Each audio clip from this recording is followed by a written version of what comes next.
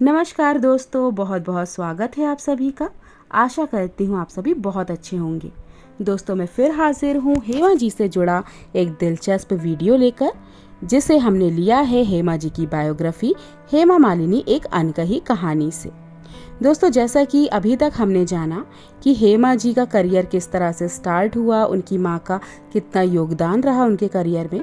But दोस्तों, हेमा जी फिल्मों में आने के बाद गिरफ्तार हो गई धर्मेंद्र जी के इश्क में। और एक तरफ दोस्तों दोनों का प्यार परवान चढ़ रहा था, मगर उनके घर वाले इस रिश्ते को बिल्कुल भी पसंद नहीं करते थे। और जाहिर सी बात है दोस्तों, कोई भी पेरेंट्स एक 4 बच्चों के पिता एक ऑलरेडी शादीशुदा आदमी से अपनी बेटी की शादी करना पसंद नहीं करेंगे। और इसलिए वो कई जगह पर वो चाहते थे कि कोई भी अच्छा सा रिश्ता उन्हें मिल जाए। और उनकी पूरी कोशिश थी कि ना उनकी कम्युनिटी से ही जुड़ा कोई लड़का मिल जाए। जैसे कि आप लोग जानते ही हैं, हेमा जी साउथ इंडियन थी, आयंगर ब्राह्मण थी, तो वो लोग पहले तो उनकी प्रायोरिटी थी कि उसी तरह का कोई रिश्ता मिल जाए। और जैसे कि आप लोग जानते ही हैं कि हेमा जी की जो मदर थी, उनका पूरा हेमा जी के करियर में बहुत ज़्यादा योगदान था। उनके जीवन में उनकी एक अमिट छाप थी। वो बहुत ही डेडिकेटेड थी अपनी बेटी के लिए, और बहुत उनकी कोशिश थी कि मैं वो हेमा के लिए बेस्ट से बेस्ट करूं। जैसे कि उन्होंने उनका करियर संवार ही दिया था, उन्हें इस काबिल बना दिया था। इतना ड्रीम गर्ल, इतनी अच्छी अभिनेत्री, इतनी अच्छी नृत्यांगना उन्हें बना दिया था। और उनकी पूरी कोशिश भी थी ना कि शादी भी उनकी अच्छी जगह करा दी जाए। बट किस्मत को तो कुछ और ही मंजूर था। चलिए जानते हैं कि कौन थे वो जिनसे जया जी अपनी बेटी की शादी करना चाहती थी। उस समय तक हेमा के भाई भी अपने कामों में जम गए थे।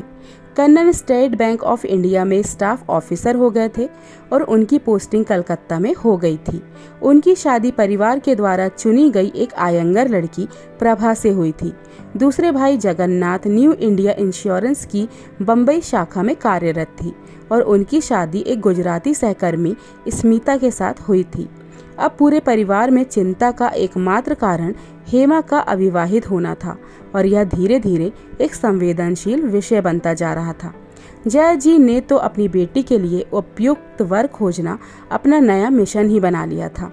उन्होंने लेखक निर्देशक गिरीश कर्नाड को अपनी 2 स्वः निर्मित फिल्मों स्वामी और रत्नदीप के लिए अनुबंधित कर लिया था, क्योंकि उनकी नज़र में गिरीश उनकी खूबसूरत बेटी के लिए एक योग्य वर थे। इसी कारण से उन्होंने नवोदित कलाकार धीरज कुमार को पहले एक कलाकार और फिर एक निर्माता के रूप में प्रोत्साहन दिया। परंतु हेमा को इस सब में कोई रुचि नहीं थी और जया जी की सारी योजना धरी की धरी रह गई। तो दोस्तों, हमने जाना कि गिरीश कर्नाड, जो कि बहुत ही टैलेंटेड एक्टर थे, मलयालम फिल्मों के, काफ़ी हिंदी फिल्मों में भी उन्होंने काम किया, पहली पसंद थे हेमा जी के लिए उनकी माँ के द्वारा। मगर हेमा जी को तो कुछ और ही मंजूर था। आशा करती हूँ वीडियो आपको पसंद आया होगा। फिर मिलूंगी अगली वीडियो में, तब तक के लिए नमस्कार।